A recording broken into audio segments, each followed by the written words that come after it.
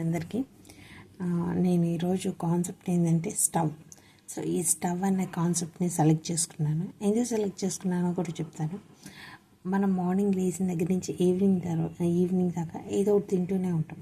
దాన్ని ప్రిపేర్ చేయడానికి ఖచ్చితంగా ఒక పొయ్యి అవసరం, అంటే స్టవ్ అవసరం. ఆ స్టవ్స్ జనరేషన్ కొద్దిగా చేంజ్ అవుతూ వచ్చాయి. మన అమ్మమ్మ కాలంలో ఒక స్టవ్, మా అమ్మ కాలంలో ఒక స్టవ్, మనం ఇప్పుడు ప్రజెంట్ జనరేషన్లో ఎలక్ట్రానిక్ స్టవ్స్ వచ్చినాయి అన్నమాట. వీటి గురించి నేను నా డ్రాయింగ్ రూపంలో మీకు ఇంట్రడ్యూస్ చేద్దాం అనుకున్నాను. సో ఇది సెకండ్ జనరేషన్ స్టవ్ అన్నమాట.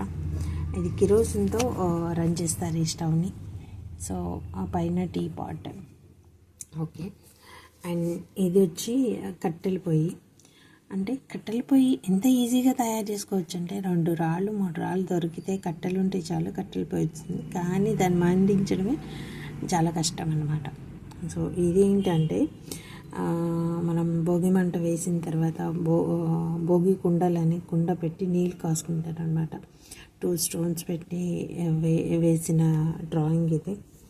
అండ్ ఇది ఇటుకరాళ్ళు ఉంటాయి కదా, ఇటుకరాళ్ళతో స్టవ్ చేసి దాని మీద ఒక కర్రీ ప్రిపరేషన్ ఎలా ఉంటుంది, ఇటుకరాళ్ళతో ఎలా స్టవ్ చేయొచ్చు అనే దాన్ని వేసాను. అండ్ బ్యాచిలర్లు ఎక్కువగా వాడే ఇది సిలిండర్ స్టవ్ అన్నమాట.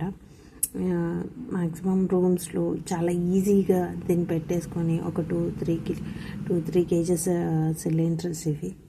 జస్ట్ బ్యాచిలర్స్కి టీ, పప్పు, అన్నం ప్రిపేర్ చేసుకోవడానికి ఇది బాగా పనికొస్తుంది. అండ్ ఇది సెకండ్ జనరేషన్ స్టవ్వే. ఇది వచ్చి కిరోసిన్ స్టవ్ అనమాట, పంపింగ్ స్టవ్ అనమాట. పంప్ కొట్టి దీన్ని వాడతారు. సో దీనివల్ల చాలా ప్రమాదాలు జరిగాయి. ఆ తర్వాతే మనకి గ్యాస్ వచ్చింది. అండ్ నెక్స్ట్ వచ్చేసి ఇది కూడా ఎట్లా అంటే చికెన్ కానీ మటన్ కానీ ఏదైనా మంచూరియా అటువంటి వాటిని ఫ్రై చేసుకోవడానికి ఇట్లాంటి ఒక స్టవ్ని కూడా ఇంట్రడ్యూస్ చేశారు. చికెన్ కాలుస్తున్నది అనమాట. మనం మామూలుగా అయితే కట్ల పొయ్యి మీద కాలుస్తాం, కానీ ఇది కూడా లోపల ఈ బొగ్గులు లాంటివి పెట్టేసి కాలుస్తారనమాట. సో అది. అండ్ ఇది పేడతోటి ప్లస్ మట్టితోటి తయారు చేసే పొయ్యి. ఇది కట్టెల పొయ్యి లాంటిది అనమాట. దీని మీద మ్యాక్సిమం వంట చేస్తారు. దీని మీద వండితే చాలా హెల్తీ ఫుడ్ అవుతుంది, చాలా ఆరోగ్యానికి మంచిది అని సమ్ ఆఫ్ రీసెర్చర్స్ చెప్పాయన్నమాట.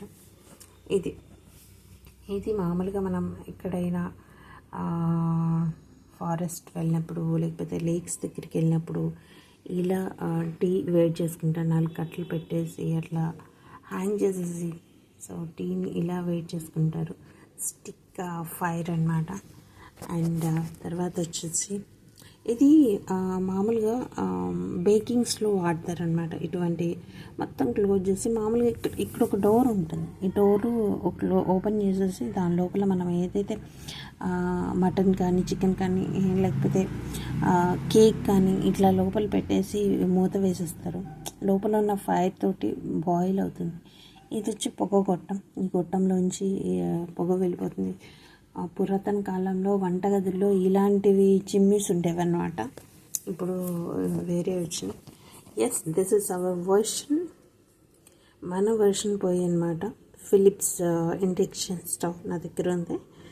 సో ఇది మనం ఎంత వంట చేసుకున్నా ఏం చేసినా కానీ ఫస్ట్ జనరేషన్ ఏదైతే పొయ్యి ఉందో దాని మీద వంట చేసుకుంటే, కట్టెల పొయ్యి మీద చేసుకుంటే మాకు చాలా హెల్దీ అనమాట.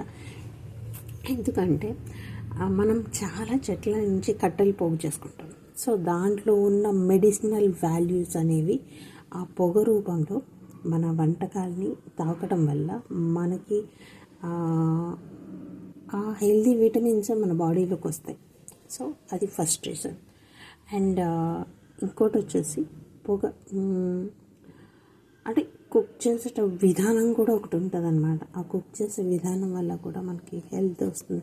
సో కరెంట్ స్టవ్స్ వచ్చి మ్యాక్సిమం అవాయిడ్ చేయడం బెటర్. ఎందుకంటే కరెంట్ స్టవ్స్ మీద వండడం వల్ల క్యాన్సర్స్ వస్తున్నాయని శాస్త్రవేత్తలు చెప్పారనమాట. మ్యాక్సిమం గ్యాస్ మీద లేకపోతే కట్టెల పొయ్యి మీద లేకపోతే కిరోసిన్ స్టవ్ మీద ట్రై చేయడం బెటర్. అండ్ అది ఎంతవరకు నిజం ఎంతవరకు అబద్ధం అని తెలీదు ఎలక్ట్రానిక్ దాని మీద కుక్ చేస్తే. So that's it, somebody says to me. Anyway, thank you so much to watching my videos and supporting. చాలా సపోర్ట్ చేస్తున్నారు. Please subscribe my channel. And ఈ వీడియో నచ్చితే మీరు ఒక లైక్ కొట్టండి. Thank you.